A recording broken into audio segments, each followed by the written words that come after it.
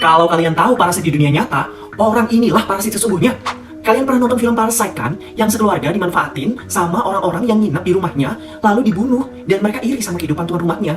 Nah, ini juga sama guys kejadiannya, sama-sama di Korea juga. Lee Ki-yong, 31 tahun. Pria ini menyerahkan diri dan mengaku bersalah atas pembunuhan sopir taksi yang kemudian dia simpan di dalam lemari. Hah? Iya, bentar-bentar. Jadi ceritanya gimana sih guys? Gini nih ceritanya. Lee Ki-yong, kehidupan orang ini bisa dibilang parasit di dunia nyata. Dan kalau dibiarin, bisa-bisa bakalan bunuh banyak orang atau korban lainnya. Beruntunglah CCTV kota bisa menghentikan aksinya. Hati-hati loh guys, cowok parasit kayak Lee Ki-yong ini bisa aja kita temui di sekitar kita. Seperti layaknya film Parasite, orang ini bener-bener manfaatin orang sampai ujung-ujungnya dia bunuh. Cowok ini diketahui pacaran sama banyak orang guys, dan banyak melibatkan orang ke dalam kehidupannya. Ya kayaknya udah ratusan orang sudah berhubungan dengan Lee. Jadi guys, kenapa ini bisa ketahuan? Bermula dari telepon seorang cewek ke polisi. Halo Pak Polisi, gawat nih Pak, aku nemuin mayat Pak, di lemari pacarku Pak, tolong segera kesini ya Pak. Dan bener aja guys, ketika Pak Polisi datang menggeledah apartemen itu, jeng, ditemukanlah seonggok tubuh pria 60 tahun yang sudah jadi mayat. Usut punya usut, jenazah ini adalah seorang sopir taksi. Loh, kok bisa sopir taksi tiba-tiba ada dalam lemari Sili ini? Jadi ceritanya Sili ini lagi minum-minum sama keluarga ceweknya nih guys. Ya ceritanya lagi temu keluarga lah, entah mau dibawa ke tahap serius atau mau kawin gitu. Nah, karena kebanyakan minum, jadinya Sili ini mabuk guys. Dia dipaksa balik pulang dalam keadaan mabuk guys. Karena toh udah sering balik rumah dalam keadaan mabuk kayak gini. Hal ini terlihat dari track recordnya dia, yang udah pernah ketangkep pulang dalam keadaan mabuk 2 kali loh. Dan sedang dalam masa probation. Udah kayak kerja aja ya guys. Nah, pas lagi nyetir nih, sambil mabuk-mabuk nih ceritanya, kayaknya lampu depan itu udah hijau apa ya? Oke, lanjut aja lah. Dan brak, ditabraklah mobil Lee sama si sopir taksi tadi. Jadi, berdasarkan rekaman CCTV yang terlihat, Lee ini sedang bernegosiasi dengan supir taksinya. Pak, gimana kalau tak gantiin aja ya Pak pakai cash, tapi jangan lapor-lapor polisi. Dan akhirnya ternyata bapaknya setuju guys. Ya udah, Pak, sekarang ikut ke apartemenku aja ya Pak. Soalnya duitnya tak simpen di sana. Nah, di satu sisi, ternyata Lee memberikan keterangan yang berbeda nih guys. Dari kesaksian Lee diungkapkan bahwa si sopir taksi itu berusaha untuk memeras dia dan mengancam dia akan menghubungi polisi dan meminta uang dengan jumlah yang cukup banyak. Sampai Lee kepancing dong marahnya. Tapi ya, mana yang benar kita nggak tahu ya guys. Nah, setelah kejadian itu, keluarga supir taksi udah mulai cari-cari dong. Kemana ya suamiku belum balik-balik? Keluarga juga sudah coba message-message, tapi nggak dibales-bales. Coba telepon nggak diangkat-angkat. Akhirnya ada reply message tuh. Dibilangnya begini, bateraiku udah mau habis, aku nggak bisa angkat telepon. Malam ini aku nggak balik rumah ya. Yang usut punya usut, ternyata yang balas message itu ya siapa lagi kalau bukan Sili, yang pura-pura jadi bapak taksi itu. Lah, kan bapaknya juga udah mati di lemari. Jadi ya guys, selama 5 hari kematian si bapak itu, sebelum ditemukan, diketahui Lee ini udah mencuri data pribadi bapak itu untuk pengajuan pinjol. Gila nggak tuh? Selain itu, kredit card bapak taksi ini juga diembat. Diketahui Lee utang pinjol sebanyak $40.000 guys, atau sekitar 600 juta. Gile. Terus duitnya buat apa aja ya? Ya buat beliin ceweknya beberapa cincin, makan-makan, nginep di hotel mewah.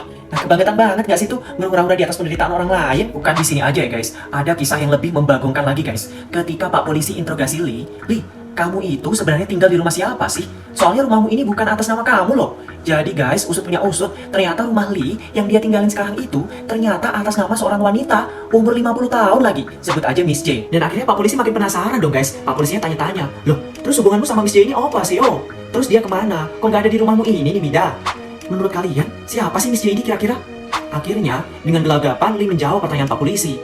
Miss J itu mantan cewekku, Pak. Lah, dia pacaran sama nenek-nenek 50 tahun. Yang bikin heboh adalah, Lee mengaku kalau sudah menghabisi nyawa Miss J sekitar bulan Agustus yang lalu, guys. Lah, ini baru 4 bulan, udah habisin nyawa orang. Jadi, Lee ini benar-benar sosok yang parasit banget ya guys. Seperti di film-film itu, udah tinggal di rumah ceweknya, habisin uang ceweknya, gadein rumah ceweknya, bahkan ujung-ujungnya habisin nyawa ceweknya. Gila bener, sadis banget ini cowok. Dari bisik-bisik tetangga nih guys, kayaknya si Lee sama Miss J ini udah pacaran dari bulan April deh, sampai terakhir bulan Agustus. Jadi mereka tuh pacaran cuma 4 bulan guys. Orang mereka romantis kok, mereka aja panggil-panggilannya Hani sama Babi. Jadi ya tetangga pikir mereka bener-beneran pacaran serius, meskipun beda 20 tahun guys pacaran mereka. Akhirnya Pak Polisi tanya tuh guys, loh Lee, terus mayat si Miss J ini kamu sembunyiin di mana? Tak buang Pak, di daerah sungai, di daerah Paju. Jadi Lee bilang mayatnya itu dimasukkan ke dalam carrier mobil, mungkin kayak box-box gitu kali ya guys, yang di atas mobil itu loh. Nah terus dia bilang kalau carriernya itu dibuang di sungai di daerah Paju. Tapi ya udah dicari-cari sama polisi, sampai dibantuin pemancing di sekitar lokasi tersebut, sampai helikopter guys, itu nggak nemu masa. Bener-bener ya ini orang. Jadi ya guys, ternyata si Lee ini melakukan hal yang sama seperti yang dilakukan sama si sopir taksi tadi. Jadi dia bikin skenario seolah-olah Miss J ini masih hidup. Dia ubah profil kakao talknya si Miss J, balesin chat keluarga dan teman-temannya. Jadi secara nggak langsung mereka berpikir pikir ya, si Miss J ini dalam keadaan baik-baik aja dan masih hidup. Cuma ya anehnya, HP Miss J ini nggak bisa ditelepon. Alasannya sih masih sibuk, banyak urusan, jadi balasnya lewat chat aja ya. Nah, diketahui Lee ini benar-benar menguras habis uangnya si Miss J. Dia ambil pinjaman sama pakai semua kredit cardnya si Miss J. Itu sekitar 15.000 dolar guys, atau sekitar 200-an juta. Tapi ya, masih jadi penasaran itu, apa sih sebenarnya motif dibalik Lee bunuh Miss J ini? Kayaknya ya guys, Lee ini punya utang sebenarnya ke Miss J sekitar 200.000 dolar atau sekitar 3M. Wow, dan Lee ini janji nih guys buat bayar itu. Jadi semacam ada kontrak gitu ya di antara mereka. Apa ini ya yang menyebabkan si Lee bisa berhubungan dan pacaran sama nenek-nenek? Ya cuma si Lee aja sih yang tahu. Jadi ya guys, keterangan si Lee ini sering banget berubah-ubah. Awalnya kan dia bilang tuh, mayat si Miss J itu dia buang di sungai. Terus polisi cari tuh, karena kan sungainya juga nggak dalam-dalam amat ya guys. Pasti masih ada lah tubuhnya. Tapi dia ubah lagi tuh keterangannya. Katanya, pak, mayatnya aku kubur deh pak, bukan tak buang di kali. Lah, berubah-ubah guys. Tapi kali ini bener pak, aku sadar dengan keteranganku loh. Kenapa kamu nggak bilang dari awal kalau mayatnya itu kamu kubur? Kenapa kamu mesti bohong sih? Jadi guys, berdasarkan penerawangan profesional nih ya, kayaknya si Lee ini takut deh ada hal-hal serem yang ketahuan sama polisi. Makanya dia ngarang-ngarang cerita. Beda cerita kalau tubuh si Miss J ini ditemuin, dan bisa aja kan alibi si Lee ini bisa jadi salah semua, karena hasil autopsinya nanti kan juga pasti akan beda. Nah, ada cerita lebih menarik lagi nih guys. Jadi, sebelum si Lee ini ditangkap, ternyata Lee kelihatan lagi cari korban baru guys. Di warung soju di pinggir jalan, ada beberapa remaja. Ceritanya ada 6 remaja nih guys. Ya cowok sekitar 20 tahunan gitulah. Dengan sok kenalnya, Lee mengaku-ngaku kalau dia tuh dari keluarga kaya. Dia cerita kalau keluarganya tuh punya gedung lah, yang intinya dia gede-gedein lah. Mengaku kalau dia tuh crazy rich Asian. Ya kali. Guys, malam ini kalian gue traktir semua. Pesan daging sana, gue yang bayarin. Minum-minum yang banyak, gue yang bayarin. Tenang aja, di sini ada crazy rich yang baik. Ya intinya ya guys, remaja-remaja itu nggak curiga lah guys, karena di Korea budaya traktir-traktir itu udah biasa. Nah apalagi ini kan malam Christmas, jadi ya berbagi kebaikan gitu lah. Didukung dengan penampilan Lee ini yang nggak seberapa mencurigakan juga ya guys. Kata tetangganya pun, Lee ini orangnya baik loh kalau sama orang tua. Dia tuh sopan banget, suka nyapa, senyum, misi, ya layaknya cowok-cowok baik pada umumnya lah. Jadi ya remaja-remaja tadi ya nggak curiga juga lah.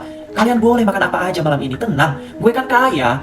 Ngomong-ngomong ya, tiba-tiba dia nyeletuk nih guys. Kalau kalian dikasih uang jutaan dolar, mau nggak bunuh orang? Lah, random banget ya. Dia tanyain begituan ke remaja-remaja itu. Akhirnya mereka kelar makan tuh guys. Dan ternyata di CCTV mereka terlibat cekcok. Apa gara-gara gak jadi dibayarin ya guys?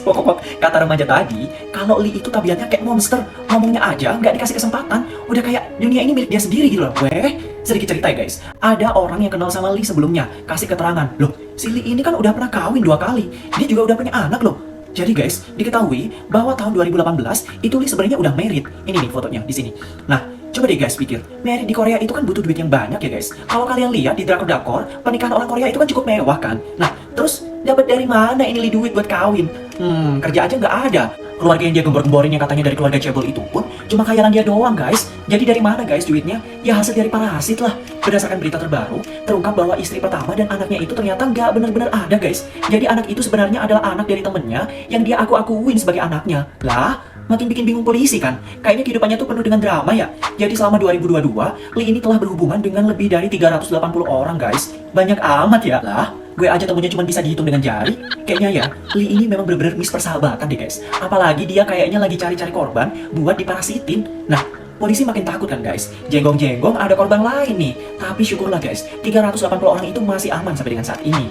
Diketahui dari hasil investigasi polisi, Lee ini ternyata memang kencan dengan beberapa cewek guys sebelumnya. Tapi cuma bentar-bentar aja. Ya kadar seminggu lah. Karena terlihat sebelum cewek yang sekarang ini lapor, Lee kedapatan emang tinggal bareng sama cewek lain guys. Tapi cuma seminggu. Dari hasil sampel DNA yang didapati di lokasi kejadian, ditemukan ada 4 DNA yang berbeda. 3 DNA cewek dan 1 DNA cowok. Di antaranya, 1 DNA dari cewek yang lapor sekarang ini, 1 DNA dari pacar nenek-neneknya itu, 1 DNA dari sopir taksi, dan 1 DNA dari cewek yang cuma belum diketahui identitasnya guys.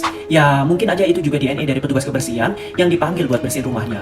Jadi sebenarnya siapa sih Lee ini? Para ahli berpendapat kalau Lee ini sebenarnya punya keinginan kuat buat jadi orang kaya guys. Cuma caranya itu dengan menghabisi korban-korbannya. Berdasarkan kesaksian Pak Polisi, waktu itu entah kenapa tiba-tiba Lee itu nyeletuk. Sebenarnya ya orang tuaku itu baru aja meninggal Pak. Jadi aku bakalan punya uang warisan badan. Si polisinya itu nanggepin guys. Loh, aku lo nggak tanya kamu.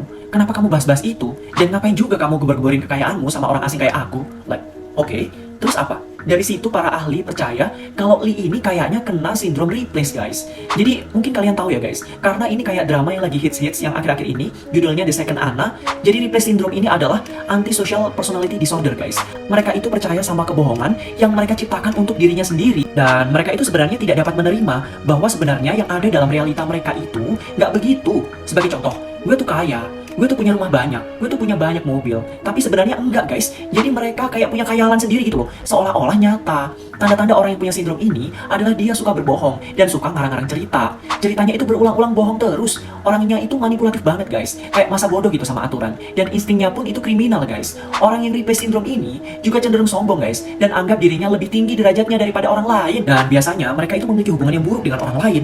Dan dapat berakhir dengan menyakiti pasangannya. Sikapnya kasar dan tidak bertanggung jawab. Seperti temperamental gitu loh guys. Mengancam, menghina, dan mengutuk. Bener-bener ya, orang kayak beginian ada juga di dunia. Jadi ingat ya guys, kasus KDRT itu. Ya guys, jangan sampai deh ya kalian punya teman dengan ciri-ciri replace syndrome kayak gini. Biasanya ya, dia akan cerita ya guys tentang dirinya terus, bangga-banggain dirinya terus. Oh, keluarga gue tuh ya yang punya ini nih, temen gue punya perusahaan ini loh. Kayak bangga-banggain gitu, padahal bukan kepunyaannya. Percaya deh ya, lo nggak bakalan dikasih kesempatan ngomong sama orang kayak gini. Dikasih pun, dia nggak bakalan dengerin lo. Back to Lee Kyung. Jadi nih guys, saat ini kasus ini masih bergulir panas dan kepolisian sedang mempertimbangkan untuk menerapkan tuduhan perampokan dan pembunuhan pada Lee. Semoga Lee ini benar-benar dihukum seadil-adilnya ya guys. Dan gak ada kasus-kasus parasit kayak gini lagi di kehidupannya. Ikuti terus channel ini untuk mendapatkan cerita viral lainnya.